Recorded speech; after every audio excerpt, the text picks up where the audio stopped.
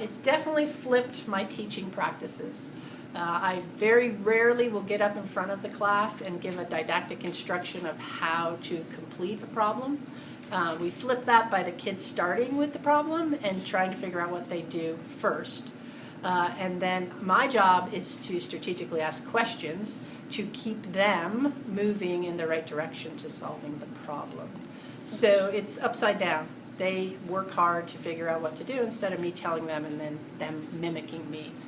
Awesome. Thank you. I love seeing the shifts. I love seeing the way that kids are approaching problems, and definitely not just looking for the answer, but more so the journey to get from the question or the solution or to the problem to get to the solution.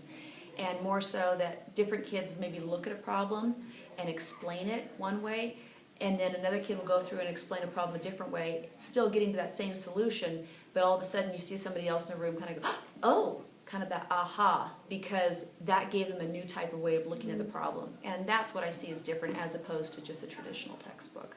Nice. Thanks. Well, some of the switches I've observed from traditional to CPM, I don't know that I would recognize the magic of CPM unless I had taught so many years in different traditional courses.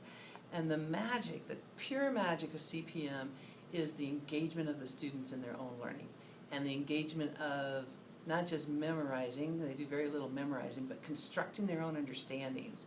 So a traditional, they give you, okay, do this problem in 50 different ways, and the kids would really have no idea how they would use that problem other than what the book is telling them. But CPM gives them a reason for learning that technique or that theorem or that philosophy or that structure, and they give them a reason to learn it because they construct a situation, and then you need to know the math to solve the situation. So the kids are much, much, much more engaged, coming away with a deeper understanding than a traditional book. CPM does an excellent job of not only using the standards, but also an excellent job with the standards of mathematical practice.